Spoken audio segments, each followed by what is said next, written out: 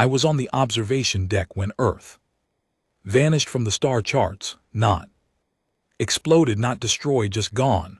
One day, we were the noisy newcomers in the Galactic Council chambers, arguing, trading, fighting over territory like any other upstart species. The next hour, fleets were gone, our embassies abandoned, our world scrubbed clean.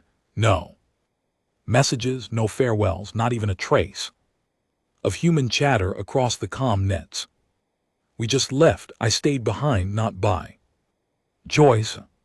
The fleet I served with was posted in the rim territories, deep in alien controlled space. By the time the withdrawal orders reached us, it was already over. The jump gates to human space were locked to outsiders, even to us stranded soldiers. They left us like ghost echoes in a hostile galaxy. I'd been stuck in the Council's shadow ever since, a token human observer, as they like to call it, more like a prisoner with a fancy badge. I'd learned to keep my mouth shut, avoid eye contact with the big species, and ignore the whispers about the dangerous primates who ran away. Then 3 days ago, they called an emergency session. The chamber was full. I'd seen heated debates before, but this was different. No posturing, no ceremonial nonsense. Every delegate leaned forward, speaking in clipped tones. The subject, Earth's automated defense grid decommissioning protocol must be activated, rasped the virile ambassador, his mandibles clicking like knives on glass. It is a hazard to galactic security.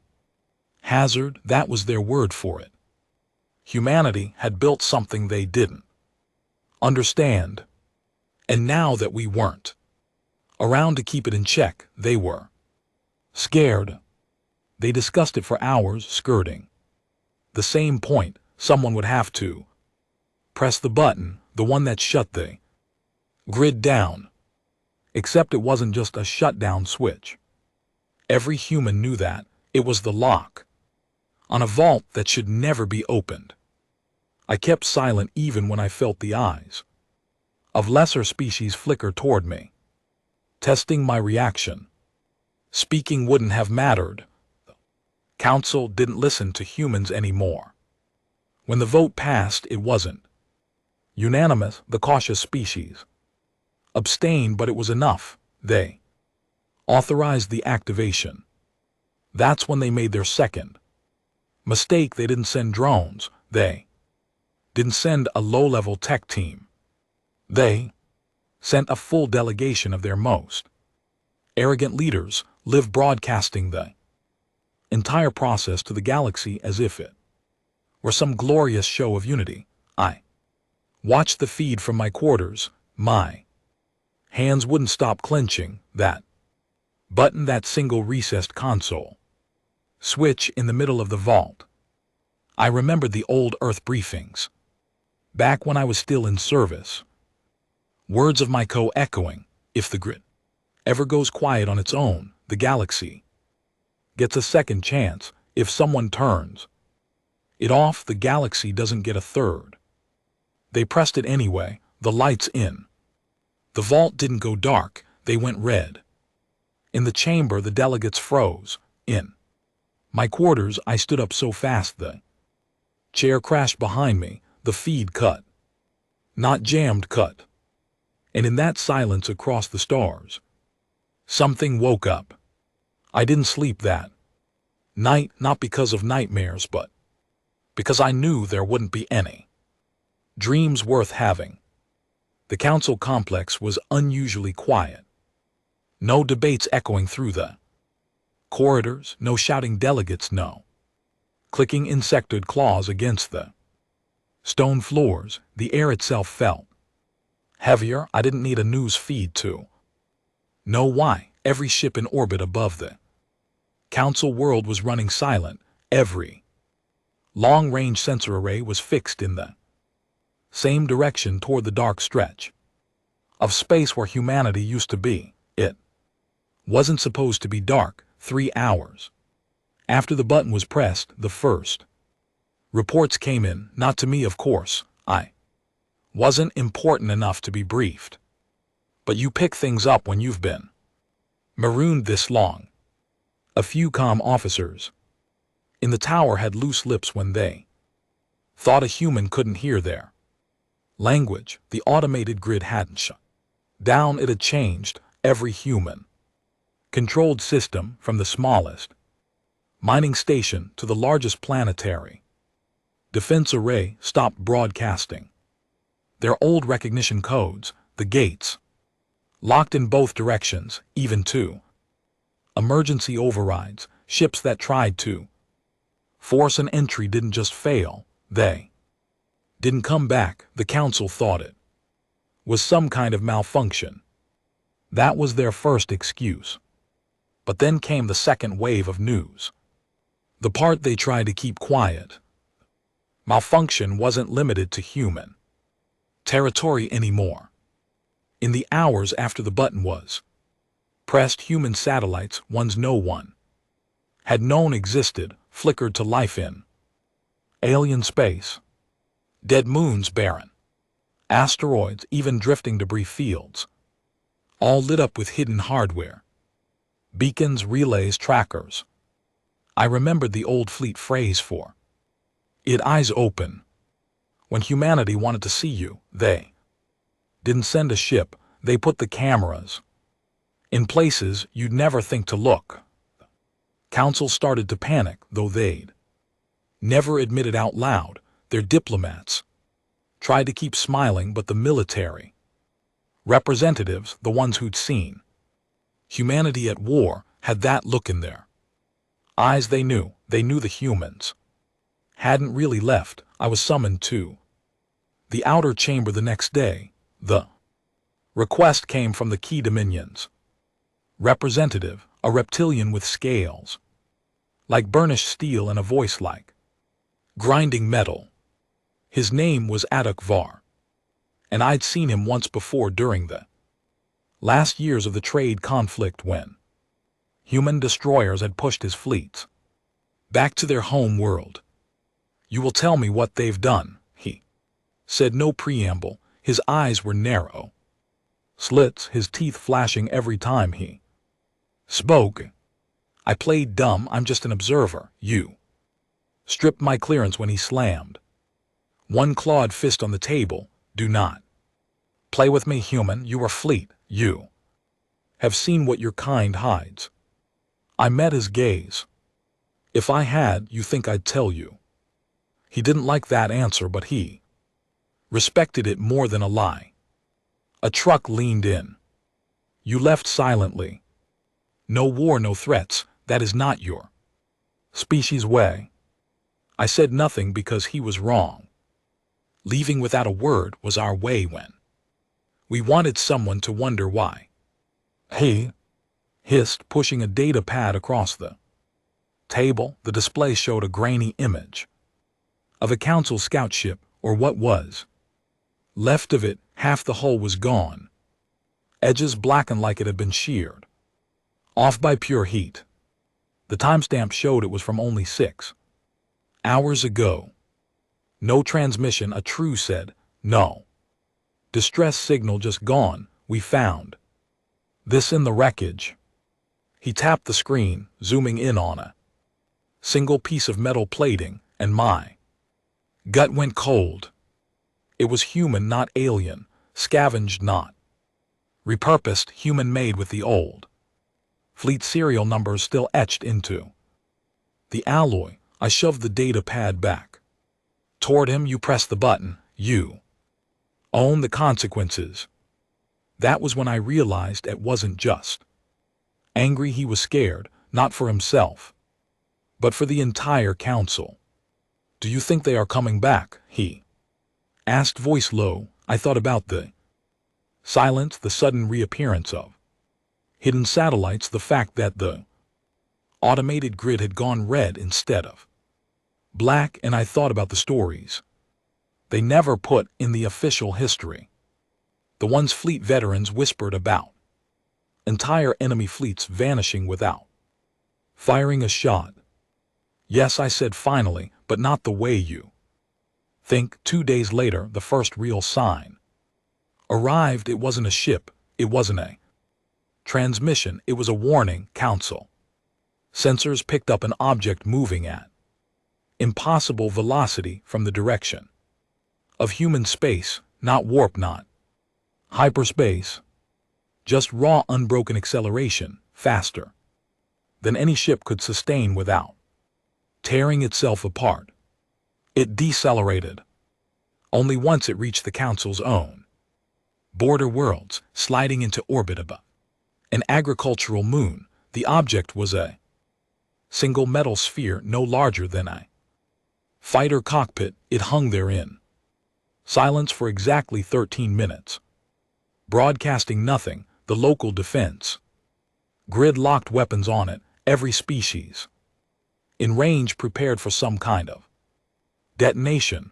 Then it sent one signal, a single burst transmission, before vanishing again, shooting back toward the dark. The signal contained just one thing: coordinates. The coordinates pointed to the Council home world, and below them, in perfect Terran standard, you open the door. We'll walk through. Panic doesn't look the same for every species. Some pace, some hiss, some bellow. In the Council chamber it was chaos without the noise. Delegates speaking over one another in dozens of tongues, none of them making sense. Military leaders scrambling to requisition fleets that weren't ready for war. Adokfar found me again that evening, dragging me into a private corridor. "They are coming here," he said flatly. "They told you they were," I replied. "We must negotiate." I laughed in his face. "Negotiate, you triggered whatever it is they left behind. You pressed their fail-safe. You think they'll sit down for tea after that?" He bared his teeth. "If they destroy us, they lose the Council, the unity of the galaxy." "The unity of the galaxy," I cut in, "is what they just decided wasn't worth keeping." He didn't answer that because deep down Adok knew the truth. The Council was never unity. It was an empire wearing a friendly mask, and humans had seen behind it. The first human vessel arrived 3 days later. If you could even call it a vessel, it didn't match any fleet design I'd ever served on. No heat signature, no visible thrusters, no drive plume.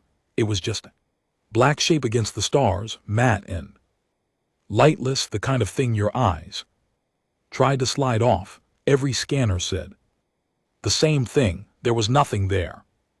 And yet it filled half the viewport when it stopped in orbit. No hails, no identification codes, just silence. That silence, I'd heard it before in the lull before an ambush, in the seconds before the first shot. It wasn't the silence of peace, it was the silence of someone deciding your fate. The Council scrambled everything they had: defense platforms, warships, even old ceremonial guard craft. I knew it wouldn't matter. Humanity didn't arrive unless they were ready to decide something permanent. I was brought into the chamber by force. Adok's doing, no doubt. He wanted me as some kind of translator, or maybe a bargaining chip. The Council's supreme speaker tried to look composed, but his eyes darted towards the hollow screen, showing the human ship every few seconds. "We invite you to parley," the speaker said into the chamber mic, his voice translated into standard.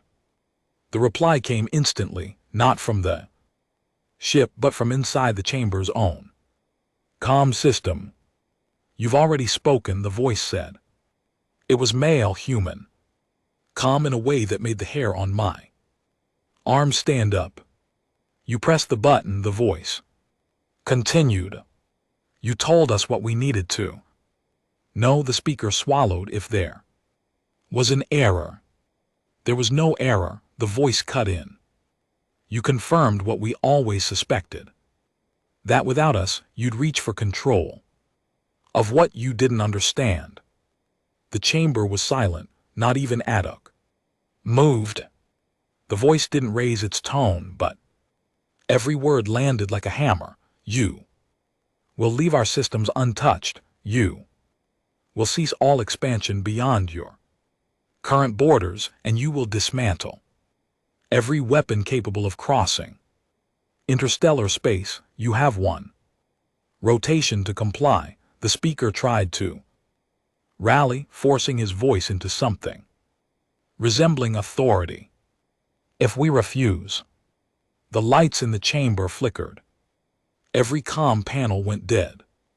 And when they came back, the human voice was gone, replaced by a single image on every screen, a council capital ship, drifting lifeless.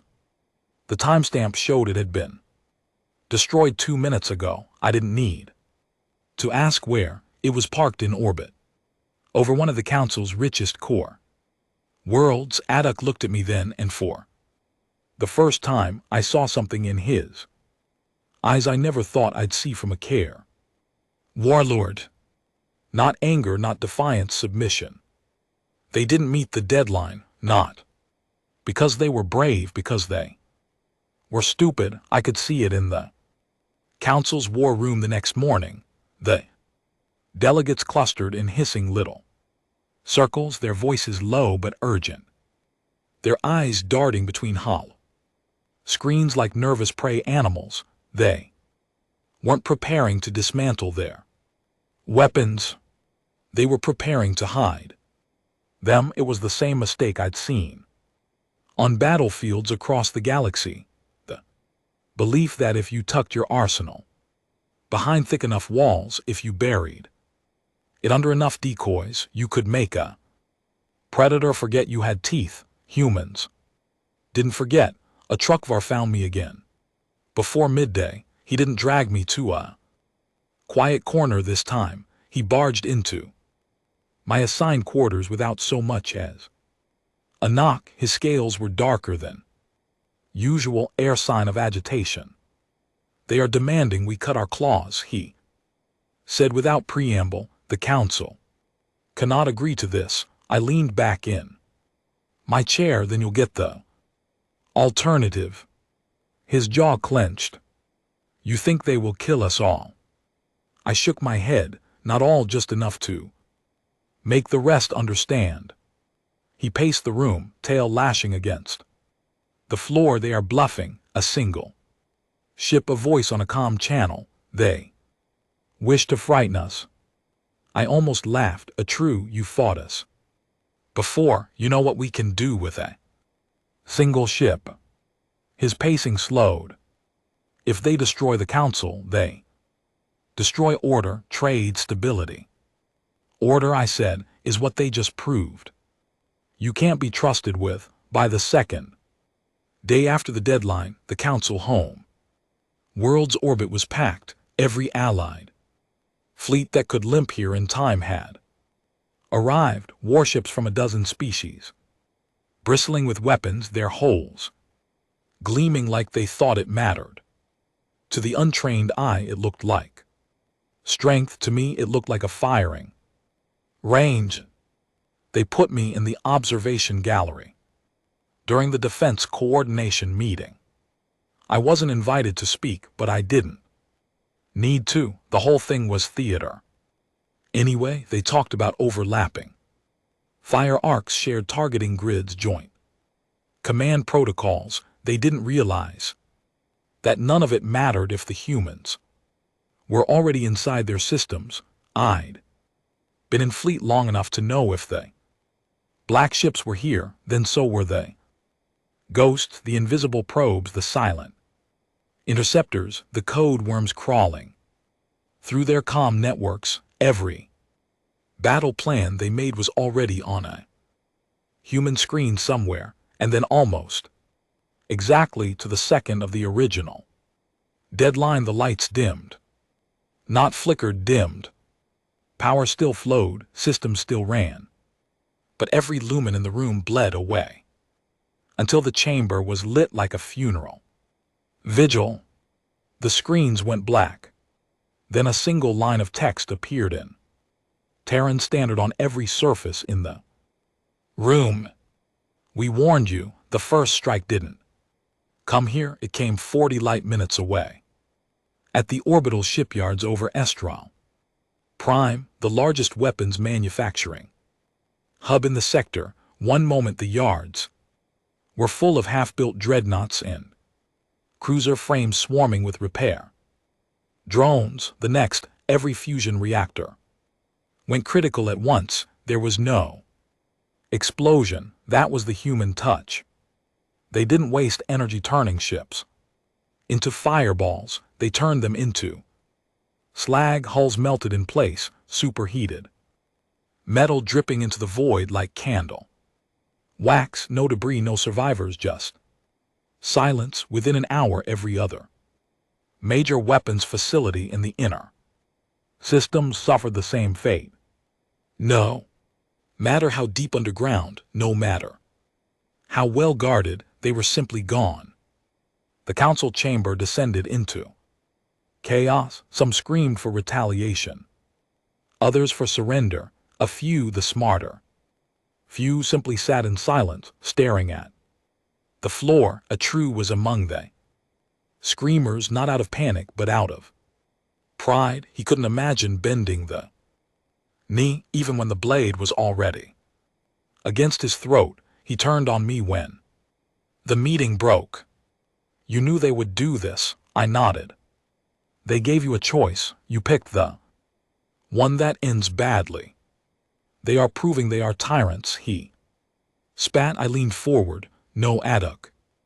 They're proving they were right to leave. That night the human voice returned. Not in the council chamber, but in my quarters. Captain Hale, it said. The sound froze me where I stood. I hadn't been called that in years, not since before I was stranded here, not since before they locked me out of the fleet entirely.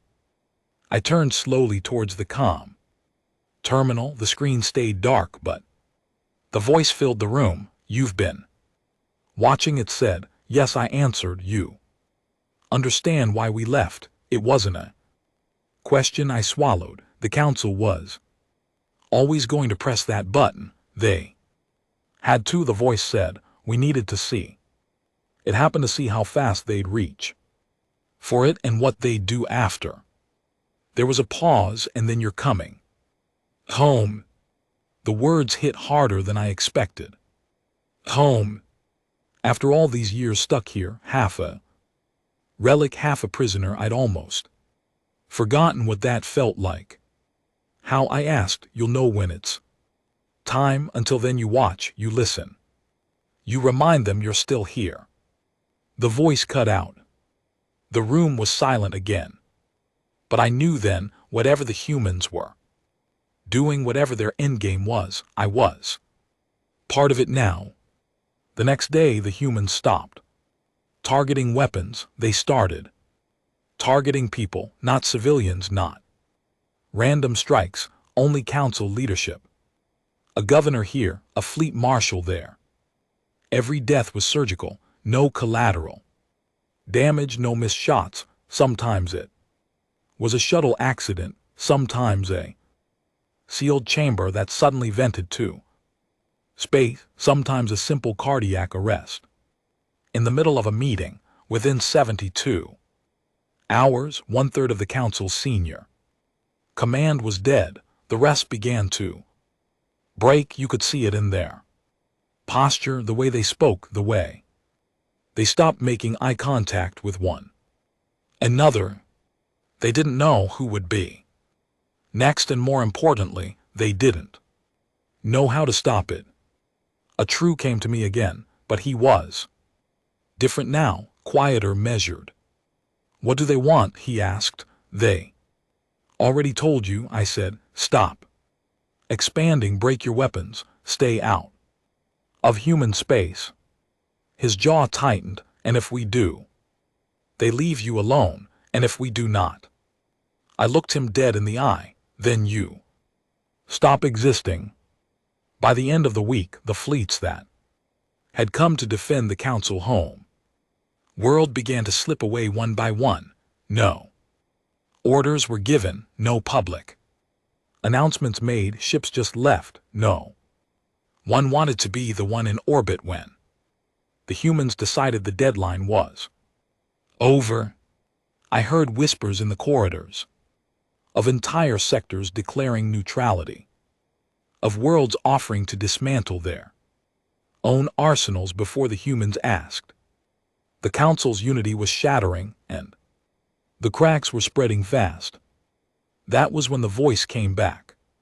Captain Hale, it said again. I'm here, I answered. Time to come home. They came for me at midnight, not soldiers, not a fleet, just a single black craft small enough to fit inside a freighter bay, silent as the void. It hovered outside my quarters viewport. No lights, no markings, the airlock cycle engaged without me touching a thing. I stepped inside without looking back. The interior was familiar, not in design.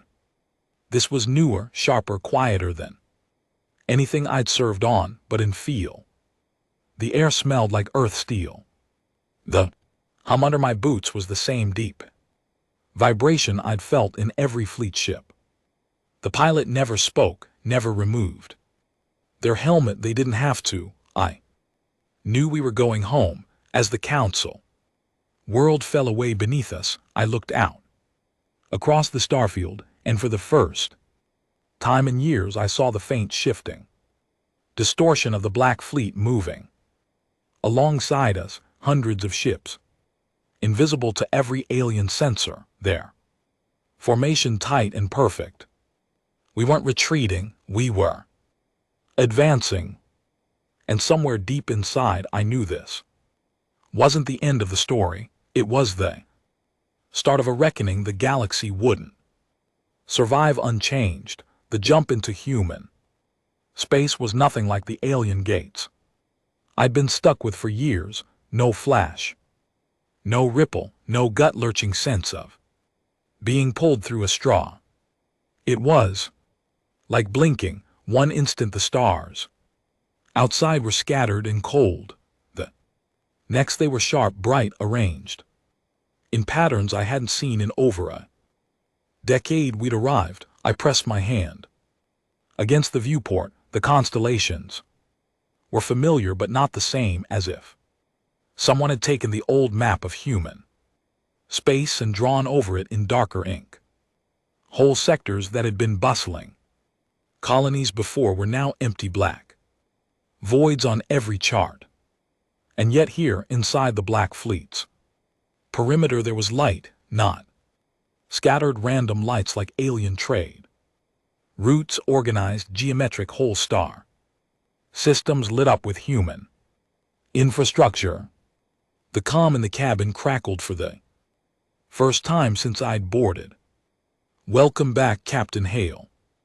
It was the same voice from the council chamber, calm and measured, but now it carried something else, a weight, a familiarity, like an officer greeting a fellow soldier home from the field.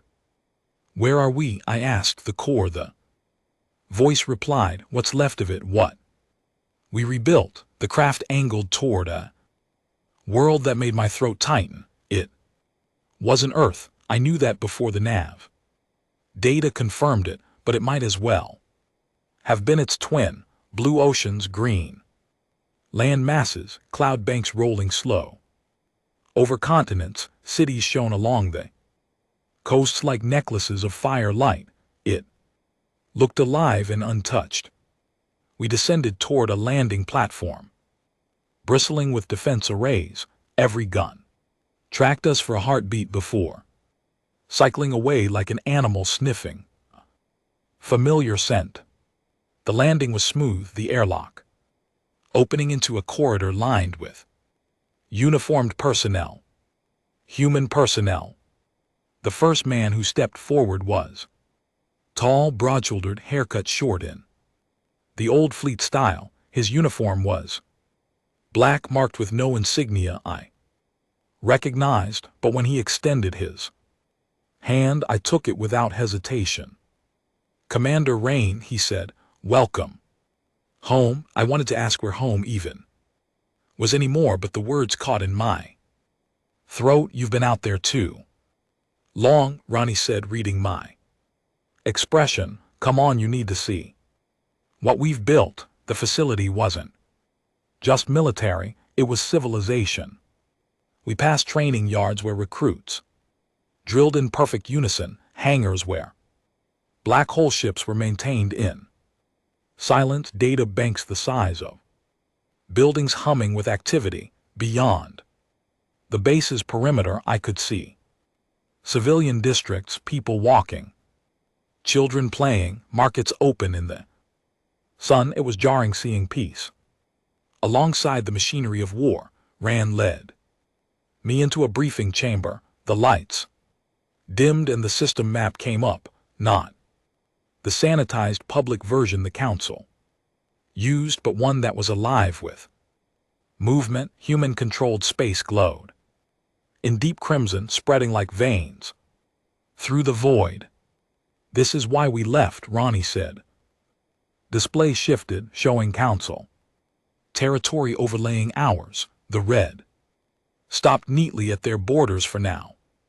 Between the two lay a wide stretch of black unclaimed space. Air, continued expansion disguised as exploration, resource exploitation under the banner of unity. The button they pressed wasn't an accident, Hale, it was a test. They wanted to know if they could control what we left behind. I nodded slowly. "And you wanted to know if they'd try?" Ronnie's mouth curved into a humorless smile.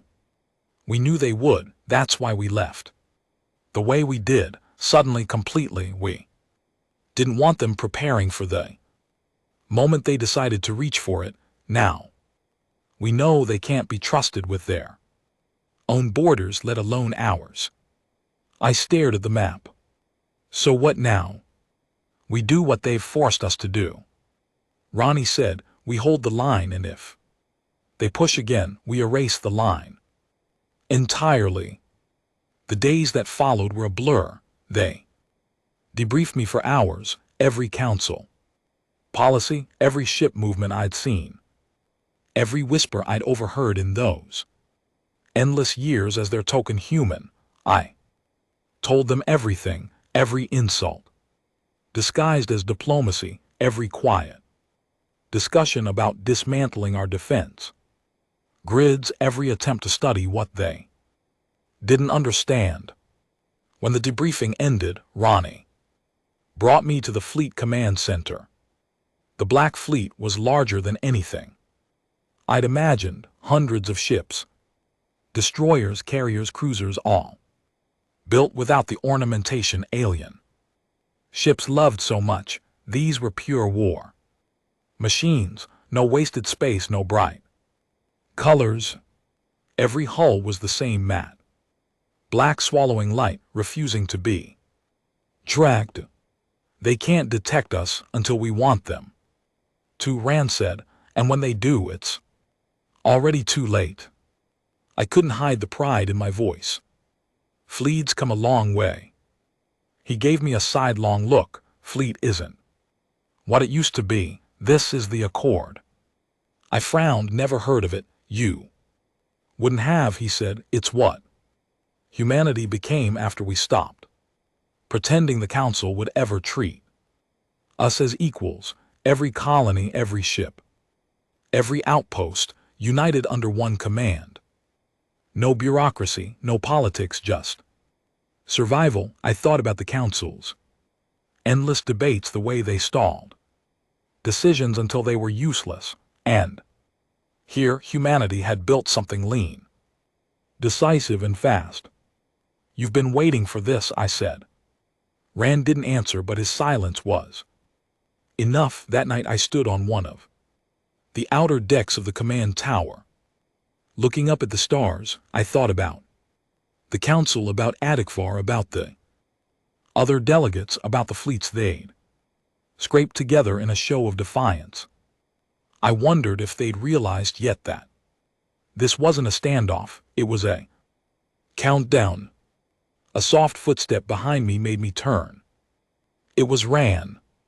When the order comes, he said, we'll move fast, you'll be with the first wave. I studied him. You sure you want a man who's been living with them for a decade? You've been living among them, Ronnie said. Not with them, and we need someone who understands how they think. He stepped up beside me, looking out at the same stars. You know what they'll do when we strike? Pretend they're surprised, I said. He smiled faintly. Exactly. For the first time since I'd left human space, I felt something settle in my chest. Not peace, that wasn't in the cards anymore, but purpose. The council had pressed their button. Now it was our turn. 3 weeks after I set foot back in human space, the order came. It wasn't shouted, it wasn't broadcast across the fleet in grand speeches. It arrived as a single coded phrase burned into every ship's comm feed at the same moment. Advance the line. No more maps, no more debates about where the border was. We weren't holding anymore, we were pushing. First wave formed in silence, not the nervous kind but the focused kind. Hundreds of black-hulled warships drifted into attack formation like predators circling a herd. No bright running lights, no calm chatter, no visible heat plumes. I was aboard the Ravager, a spearhead destroyer built for speed and precision strikes. My station was forward observation, the same role I'd filled in the old fleet, but this time I wasn't reporting to a council desk officer halfway across the galaxy. I was watching for myself, for my own people. Rain stood on the command deck beside Captain Dresk, a man whose calm made you believe the ship could fly through the heart of a star and come out the other side. Target system confirmed, Dresk said, his voice low. The hollow map bloomed above the deck. Council territory with one star pulsing red at the edge. Yarn, a logistics hub. Not a fortress, but important enough that its loss would bleed them. They'll expect a siege, I said. Months of cutting supply lines before an assault. Ronnie glanced at me. They won't get months. We dropped into Jarnath space without warning. No gate transit, no approach. From the edge of the system, the Ravager and her sister ships punched in less than half a light minute from the station's orbit, close enough that their defense grid didn't have time to spool up before the first salvo hit. The Ravager's main guns didn't fire shells. They fired holes, slugs wrapped in distortion fields that ripped through armor without even touching it, turning matter brittle and useless. I watched the first round tear a council frigate, half the two pieces drifting apart, before the crew even realized they were dead. Council comms went wild. Distress calls, targeting orders, panic demands for reinforcements. They still didn't understand that by the time you could call for help against us, the fight was already over. Within 11 minutes their fleet was gone, not retreating, gone. The logistics station was intact, its weapons never fully powered. Dresk ordered a boarding team not to capture it but to drain its data banks and plant charges in the core. Why not keep it, I asked. Ronnie didn't look away from the viewport. We don't hold what we can take, we show. Then we can take it any time we want. The news of Yarneth's fall hit the council like a blade to the spine. We intercepted their secure channels, and I listened as their delegates screamed at each other, the cracks in their unity widening by the hour. Some wanted to fortify every world, some wanted immediate peace talks, a few, the old war breeds like HFY, wanted vengeance.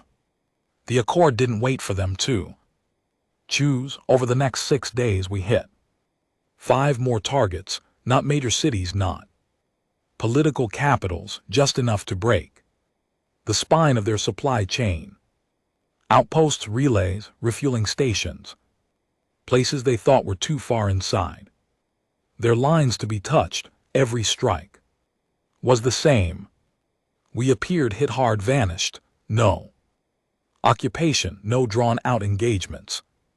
By the time they scrambled ships to respond, we were already somewhere else. The real turning point came on the 7th day. We just finished gutting a weapons foundry on the edge of the Serial cluster when a council fleet actually managed to meet us head-on. They came in heavy, 20 capital ships twice that number in escorts, all converging on our vector. They must have thought they'd caught us mid-retreat. Dresk didn't change course. Rand didn't flinch. Bring us into the storm, Dresk ordered. We cut straight into them. Alien fleets fight like fencers. Elegant, measured strikes, careful parries. Humanity fights like a barb. Brawl in zero gravity. The Ravager plunged into their formation, guns chewing through escorts like they were paper, while our point defense turrets shredded incoming fire before it could reach the hull. But the real killing blow wasn't guns, it was the black net. The moment we were inside their formation, Rana gave the signal. Our ships dumped millions of micro-drones into the void, each no bigger than a coin, each carrying enough processing power to burn through a warship's fire control systems in seconds. Within minutes, the council ships weren't shooting at us anymore. They were shooting at each other. I watched a council destroyer rake a friendly cruiser stem to stern, its captain screaming on an open channel about phantom contacts and false locks. It was beautiful in the ugliest way possible. When the last alien ship went dark, the Ravager didn't slow down to finish them. We just kept moving, leaving the wrecks to drift. After the battle, Rand pulled me aside. The war room, they're breaking faster than we expected, he said. This won't end in years, maybe not even months. Good, I said. He studied me for a moment. You don't want it over too fast. I didn't answer because he was right. I wanted them to feel this the same way humanity had felt the weight of their arrogance when they pressed that button. They'll turn on each other soon, Ronnie went on. Some will make deals, some will try to flee. That's when it gets dangerous. How, I asked. Cornered prey doesn't think, it lashes out. The lash out came 2 days later. Council Task Force hit one of our listening posts on the very edge of human space. They didn't get far. The post's automated guns chewed through them before they reached orbit, but the attempt told us something. They're looking for a way in, Ronnie said over the map, not to win, just to hurt us, to make us bleed.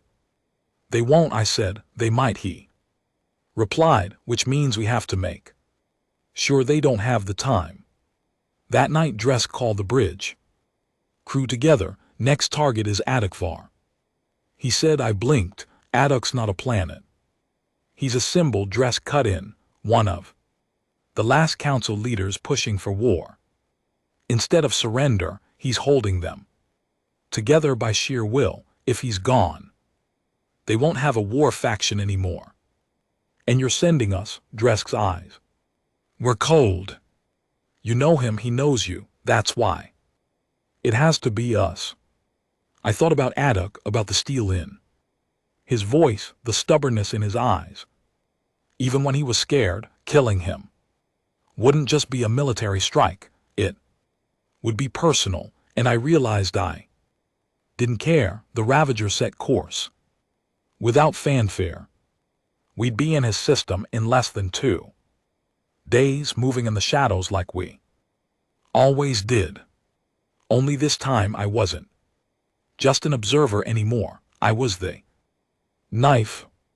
Atvar's home world wasn't what I expected. I'd imagined some fortress planet, all jagged defense stations and weapon platforms bristling in orbit.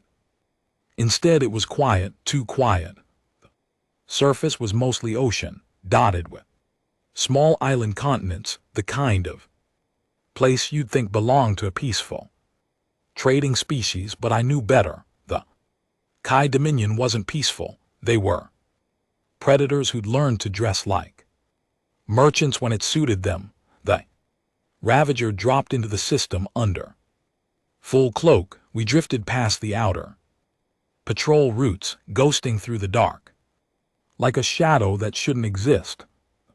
Scanners swept once, twice, and I was about to tell Ronnie the place looked almost undefended. Wait, I said, leaning over the sensor feed. There they were, not in orbit but buried, dozens of thermal signatures, hidden beneath the oceans, faint enough that they wouldn't show on a standard sweep unless you were looking for them. Subsurface launch bays, I said. Ronnie's jaw tightened. Atrik's been busy. Dresk brought us into a high polar drift, staying clear of the main Kerr settlements. We could have fired from orbit, one precision strike, and Aduk would be vapor before he even knew we were here. But this wasn't just about killing him. This was about sending a message. Ronnie wanted him to see a human before that. And the strike team was small. Me ran 2 infiltration specialists. I didn't know. We took a drop shuttle that barely registered on planetary sensors, skimming the upper atmosphere before diving into a storm system that hid our descent. Aduk's residence was exactly where I'd pictured it, high on a cliff, overlooking the ocean, the kind of place a warlord chose when he wanted the horizon to look like something he could conquer. We landed in the shadow of the cliffs, making the climb in silence. The air was thick with salt and humidity, and the distant roar of the waves masked our movement. At the top we found the outer perimeter, a low wall, more ceremonial than defensive. The Sire liked to make their strength obvious, not hide it. Guards patrolled lazily, clearly not expecting an attack this far inside their territory. They didn't even have time to cry out before the specialists took them down. No noise, no mess, just gone. Inside, the residence was dimly lit, the walls lined with relics from Aduk's campaigns, weapons, armor, trophies taken from defeated enemies.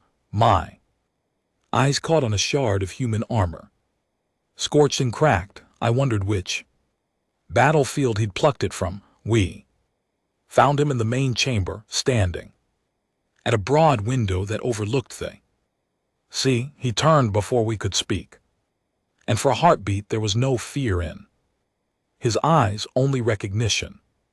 "Hail," he said, his voice low. "They sent you." I stepped forward. "You made it personal." He gave a short, harsh laugh. "You think I pressed your cursed? But that was the Council's hand, not mine. I told them not to." I glanced at Rand, but Aduk kept his gaze on me. "They're hiding something from you," he said. "Something in the deep void. That is why they wanted the grid down, not to control it, to reach it." My gut tightened. What? Addock's eyes flicked toward a sealed vault at the far side of the chamber. Records proof. I kept them when the council purged the archives. They would kill me for it, but you will kill me. Faster, Rand moved toward the vault, one of the specialists already pulling tools from his pack. Addock stepped closer. If you take that, you will see why your kind cannot stay hidden forever. His voice was steady, but his eyes, there was something there I hadn't seen before, not defiance, not even hatred. Resignation. The vault cracked open in under a minute. Inside was a single data core, old and scarred from decades of handling. Ronnie took it without a word. Addock didn't move to stop us. He just turned back toward the sea. You've already won, Hale, he said, but you will wish you hadn't. I didn't ask what he meant. I didn't want to give him the satisfaction. Rand's order came over comms.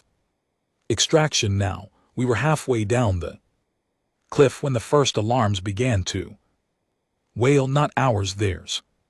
Through the storm clouds above I caught glimpses of movement shapes, dozens of them breaking through the atmosphere in tight formation. At first I thought they were Kyre reinforcements, but they weren't Kyre ships. They weren't human either. The hulls were a dull, sickly gray, segmented like insect carapaces, and they moved with a precision that made my skin crawl. No comm signals, no transponder codes, just silent, perfect formation. One of them passed low over the cliffs, and in the brief flash of lightning I saw the markings. Alien glyphs I didn't recognize, burned deep into the metal like scars. The specialists froze. Even Rain's voice lost its edge for a heartbeat. What the hell are those? I asked. Not from the council, Rand said. The ships banked toward the ocean, and then I understood. They weren't here for us. They were here for whatever Addock had hidden under the water. We made it to the shuttle, punching through the storm into the upper atmosphere. From above, the scene was worse.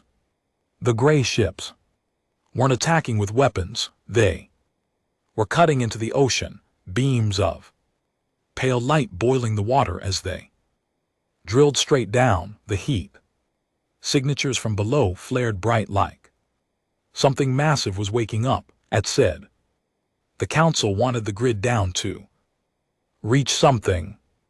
This was it. We broke orbit and linked up with the Ravager. Dresk was already in motion, ordering the fleet into a defensive wall between the planet and the incoming alien formation. They're not hailing, Dresk said. They're not even acknowledging our presence. Then make them, Rand snapped. The first salvo from the Ravager slammed into the lead ship and did nothing. No shields flared, no armor buckled. The round simply stopped, crumbling into dust before it reached the hull. They're absorbing fire, one of the gunnery officers said, disbelief in her voice. Then stop shooting at the hull, Dresk ordered. We shifted to targeting their formation points, the invisible threads that kept them flying in perfect synchrony. That worked barely. One ship drifted out of formation, faltering just long enough for two of our destroyers to rip it apart from the inside, but the others didn't break. They didn't scatter, they just adjusted, closed ranks and kept drilling. I turned to Rain. That data core Atlas gave us, we need to know what's in it. He didn't hesitate. Go. I left the bridge, heading for the ship's secure analysis bay. The text were already pulling the core's data into a live decryption feed. When the first files appeared, my stomach dropped. These things, whatever they were, weren't unknown to the council. They'd fought them before, lost badly. And according to Adduk's records, the only thing that had ever stopped them was us, not the Council fleet, not some Grand Alliance humanity. Back when we'd still been new to the galactic stage, we'd stumbled into a war no one talked about, a war the Council buried so deep that most of their own species didn't know what had happened, and when it was over, humanity had built the automated grid not as a defense against the Council, but as a barrier against them. The button the Council pressed didn't shut it down, it opened the way. By the time I got back to the bridge, the situation was worse. The drilling ships had breached whatever structure lay beneath the ocean, and the water around them churned with massive dark shapes rising from below. Dresk didn't take his eyes off the tactical feed when he spoke. "We're leaving." "What about a TR?" I asked. Ronnie's voice was like steel. "If those things are here for what's under his planet, he's already dead." We jumped out without ceremony. Ravager and the other Accord ships, vanishing into the void. The planet shrank behind us, storm still boiling over its surface. In the quiet after the jump, I looked at Rain. "We're not at war with the Council anymore, are we?" "No," he said, "we never were." He turned toward the viewport where the stars stretched out ahead like an endless battlefield. "They think we're their enemy. Let them keep thinking that, because the real enemy just woke up." The Ravager's war room was silent except for the hum of the hollow table. No arguments, no posturing, just the quiet weight of people realizing they'd been fighting the wrong war. The decrypted files from Adduk's core were laid out before us in stark red lines. Dates, engagement records, fleet losses that weren't supposed to exist. Alien ships, the gray insect carapace ones, had a name in those records. The Vader, it wasn't their real name, of course, just the one the Council had given them during the war. They never admitted happened. According to the files, the Vader had come from beyond the mapped galaxy, tearing into the Council's outer sectors with no warning and no demands. They didn't negotiate. They didn't even appear to acknowledge that other species were sentient. They harvested worlds, stripped them clean, and moved on, and then they hit human space. That's where the records shifted. Battle outcomes changed from total loss to Council victory, but the truth was in the after-action notes. Those victories weren't theirs, they'd been ours. Human fleets back when we were still considered junior members had hit the Vader harder than anyone else dared, not because we were stronger, because we didn't fight their way, we didn't wait for reinforcements, we didn't defend in neat lines, we bled for ground, tore into them with close quarters boarding actions, and when we couldn't win a system, we burned it rather than let them take it. It had worked barely. The Vader stopped advancing into our territory. That was when the grid had been built, a ring of automated defenses to seal them off entirely. The Council had called it a joint project, but the files made it clear it was human engineering, human AI, human control codes, and the button the Council had pressed, it didn't shut the grid down. It told it to stand aside. Ronnie's voice broke the silence. So they woke the Vader, and they didn't even know they were doing it. I shook my head at New. That's why he had the core. He must have been trying to stop them, but he couldn't say why without admitting the Council had lied to everyone. Dresk leaned over the table, his face unreadable. If the Vader breached the grid completely, human space is first in. Line. We've had 10 years to prepare, but if they come in force, we'll hold, Ran said flatly. It wasn't bravado, it was a statement of fact, but even I could hear the strain. Under the words, the next few hours were a blur of movement. The Accord didn't operate like the Council, no endless debate, no political wrangling. Orders were issued, fleets redeployed, supply lines tightened, every black-hulled ship in the outer defense ring was put on immediate standby. I wasn't sent to my quarters to wait. Ran had me in the intelligence pit, running through the rest of the Corps' files, looking for anything the Council had missed the first time. Most of it was battle footage, raw, ugly, unfiltered. Vader didn't just kill fleets, they unmade them. Ships didn't explode under their fire. They disintegrated, breaking apart molecule by molecule. Crews were taken alive when possible, but there was no record of any being recovered. And then I found something that made my skin crawl. It was a recording from the last engagement before the grid went active. A Council carrier was under siege, its escorts already gone, Vader ships closing in from all sides. The carrier's captain was human. She didn't call for rescue, she didn't order a retreat, she rammed the lead Vader ship. Recording cut out in static before the impact, but the after-action report noted something strange. The Vader didn't advance for almost a month afterward. Like they were thinking about it. That was when Dresk called me back to the bridge. The Vader ships we'd seen drilling into a Tiaruk's ocean world had stopped. They'd taken whatever was down there and jumped out, not toward the grid, but around it, skirting the Council's map space entirely. They're looking for another way in. Dresk said. They shouldn't. No one exists, I replied. They shouldn't, Ran agreed, unless someone told them. I didn't need to ask who. The Council had a habit of making pacts they thought they could control. If even one faction thought they could use the Vader against us, they'd try it and they'd die for it.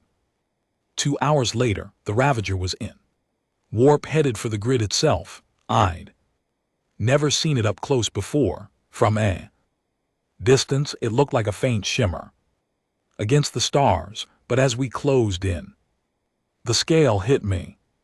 Titanic defense stations linked by invisible threads of energy, automated weapon arrays that could gut a dreadnought in seconds. This is the choke point, Ronnie said. If they break it here, nothing we've built will hold them for long.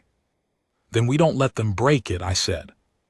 He gave me a look that was almost approval. You'll get your chance.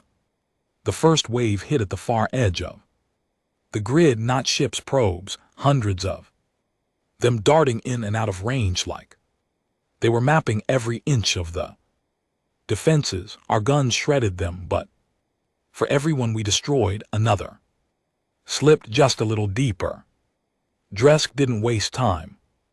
Bring the outer batteries online and ready the interceptors. The interceptors weren't ships in the traditional sense.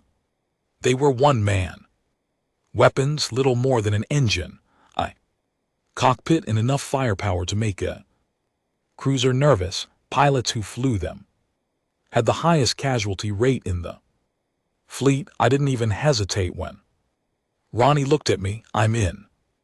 The launch was like being fired from a gun. One moment I was in the hangar, the next I was cutting through the void, the grid's defenses flashing by beneath me. My HUD lit up with incoming contacts. The second wave. These weren't probes, these were Vader assault craft, sleek and fast, their hulls crawling with shifting patterns that scrambled targeting systems. I picked one and dove straight at it. targeting reticle dance trying to lock. But I didn't need the computer, I aimed. By instinct, squeezing the trigger when my gut told me to.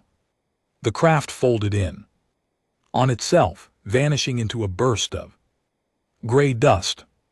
More were coming, too many. The fight blurred into pure survival, dodge, fire, roll, dive, over and over, never stopping long enough for the Vader to pin me. Every time one of ours went down, I felt it in my bones. Then the comms lit with Rand's voice. Hail, break off now. I didn't argue. I pulled up hard, letting the assault craft overshoot. That was when I saw it. Shadow bigger than anything else in the fight, sliding out of the void beyond the grid. It wasn't a Vader assault craft, it was something larger, older. The patterns on its hull didn't shift like the others. They pulsed in slow, deliberate waves, and every Vader ship in range broke off what it was doing to fall in behind it. The grid's guns turned as one, firing everything they had. The big ship didn't flinch, it just kept moving forward, and in the pit of my stomach, I knew this wasn't a battle. This was the beginning. The massive Vader ship crossed the grid like it wasn't even there. Every gun in range was pouring fire into it, kinetic plasma, particle lances, and the thing just absorbed it, the pulsing patterns along its hull speeding up like a heartbeat under strain. The smaller Vader ships fell in around it, not protecting it exactly, but matching its pace like they were escorting a monarch. In my cockpit, the comms were a mess. Gunners calling out new targets, pilots screaming warnings, tactical feeds flashing red with breach alerts. Through it all, Dresk's voice cut like steel. Form a cordon around that thing. Nothing gets past it to human space.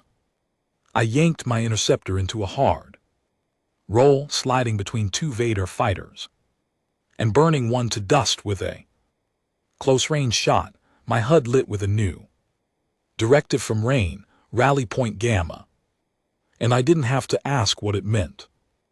Gamma wasn't defense, it was the kill box. The Ravager was already moving, her black hole slipping into the monster's projected course. Around her, half a dozen Accord destroyers shifted into perfect formation, their vectors overlapping to create a sphere of firepower. They weren't trying to outgun it, they were trying to trap it. I dove into the pattern, my interceptor becoming one of the smaller nodes in the net. The big ship didn't slow. The pulsing along its hull became faster, almost erratic. And I realized it wasn't ignoring us, it was reading us, mapping every position, every trajectory. They're adapting, I called over comms. That's why we move first, Rain replied. The first volley from the kill box wasn't aimed at the Vader ship itself. It was aimed just ahead of it, saturating the space with a cloud of micro drones, thousands of them each, carrying a fragment of an old fleet virus designed to chew through alien targeting systems. I'd seen it work on Council ships before. I'd never seen it used on the Vader. The effect wasn't immediate. For 3 seconds, the monster kept coming. Then the pulsing on its hull stuttered. The smaller ships broke formation, some veering wildly, others freezing in place, like their control systems had locked. That's our window, Dresk said. Hit it with everything. The grid's guns joined in, their fire converging into a solid wall. My interceptor's cannons burned until the barrels glowed white, every shot slamming into the same section of the Vader's hull. The surface began to fracture, not explode but peel away, revealing something underneath. It wasn't metal, it wasn't anything I'd Seen before, it pulsed faintly almost. Organic, and I realized with a sick twist in my gut that the ship wasn't just carrying something alive. It was alive. Rand's voice was low in my ear. We break it here or it learns. The Ravager surged forward, engines flaring for the first time in the fight. Her prow-mounted driver gun fired point blank, the slug hitting the exposed section with enough force to shove the massive ship off its vector. Cracks spiderwebbed across the pulsing surface, light spilling out like blood from an open wound. The Vader's response was instant and brutal. Every smaller ship, still functional, turned on the Ravager, spitting streams of energy that chewed chunks from her armor. My HUD lit with damage reports, hull breaches, fires, failing power conduits, but Dresk didn't break formation. Hold it, he barked. Every second we hold, we carve deeper. I swung back around for another pass, my targeting reticle locking on the fractured section. The Accord destroyers were hammering it, every shot widening the wound until finally the surface split entirely. Something spilled out. It wasn't debris. It wasn't crew. It was a swarm smaller than the assault craft, more like living missiles, hundreds of them scattering in all directions. One street toward me. I jaked it hard, but it stayed locked on, weaving through my counter fire like it could read my thoughts. I only lost it by cutting power entirely and letting it overshoot before re-engaging. On the comms, pilots were screaming warnings. The swarm wasn't targeting ships at random, it was going for cockpits. Pull back, Dresk ordered. No, Ronnie said sharply. We finish it now. There was a pause, and then Dresk's voice came back grim. All units on my mark, full burn into the breach. We overloaded from the inside. My stomach went cold. That was a suicide tactic. But no one argued. The Ravager led the charge, diving straight into the torn section of the Vader's hull. The smaller Accord ships followed, pouring into the wound like blades into a joint. I stuck close to Ron's fighter, weaving through debris and the snapping limbs of whatever passed for the ship's internal defenses. The inside wasn't machinery. It was bone and sinew, and something that smelled like scorched earth. Every wall throbbed faintly, the light shifting in time with the pulsing we'd seen outside. We reached what had to be the core, massive sphere of the same organic material suspended in a cradle of metallic spines. Mark it, Ronnie said.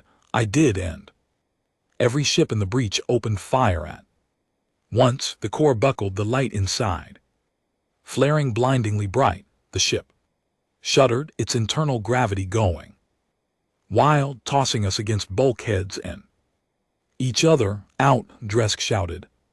We punched back through the breach, the light behind us swelling until it filled my viewport, and then it collapsed, the entire ship folding in on itself in a silent implosion. When my vision cleared, there was nothing left but drifting fragments. The smaller Vader ships didn't retreat, they simply stopped, hanging in space for a moment before turning away in perfect unison, vanishing into the void beyond the grid. On the Ravager's bridge, no one cheered. We'd killed something huge, but we all knew what it meant. We just told the Vader exactly how we fought. In the war room later, Rana stood at the head of the table, the hollow map of the grid glowing between us. They'll be back, he said, and next time they'll come with more than one of those things. Dresk nodded. Then we use what we've got left to make sure we're ready. I glanced at the Council territories on The map. And them, Rand's eyes were cold. They still think we're their enemy. Let them, they'll fight harder that way. And when the Vader turned their attention to Council space, they'll buy us the time we need.